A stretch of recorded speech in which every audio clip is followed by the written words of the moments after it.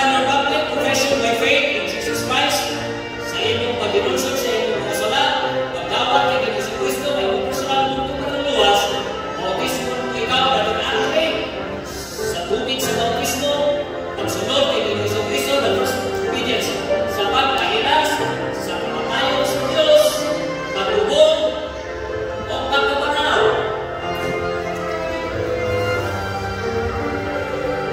O maglagaw sa Diyos, bago na kinabuhi in newness of life.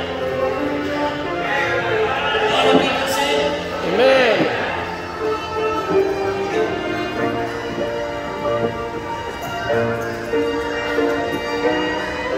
patay na ang willing na willing ng kalawang Kristo.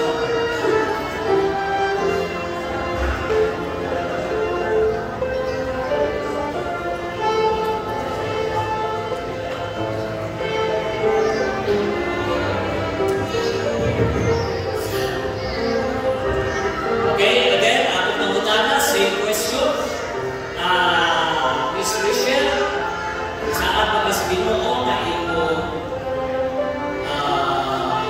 alagaran, higugmaon ang Diyos, you will serve Him as long na nakakabay kinabuhi. Atod sa nabalik. Amen? Amen. Okay, so upon your public profession by faith in Jesus Christ, I baptize you, Miss Rachel, in the waters of baptism, sa pagpasadayan sa inyong kamatayon, paglubog, o pagkabanhaw,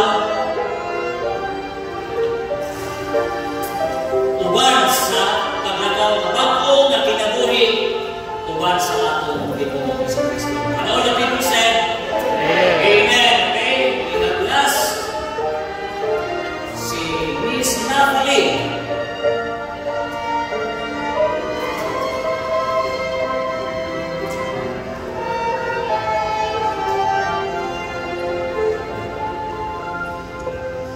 Okay, again, maugyang mga pagkutana, Miss Natalie. So, again, ang mga isalat sa Ginoo na ayaw siya sa ato. Dito din sa Ginoo ang isalat na ito siya sa mahon na nagaran sa Ginoo ang Ginoo ang kinabuhi. Unless kung hindi siya rin Imoon. Amen?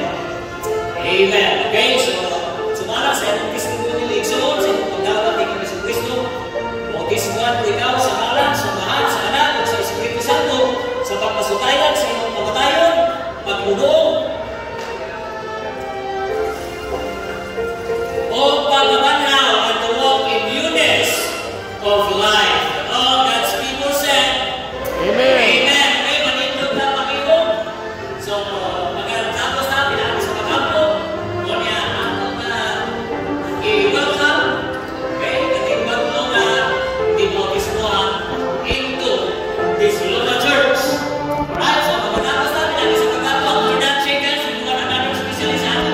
Bisita, ano ba magtatapos? Balik kami hapon, fellowship, alas 3, young people's fellowship, ladies and men's fellowship, after worship service, at 5 o'clock. Okay, magtatapos na, dalay ng Diyos, yung Lord, sa magkakasama, sa lahat, sa magkakal, magkakaugan, may mga kaningbaon, at mga domingo.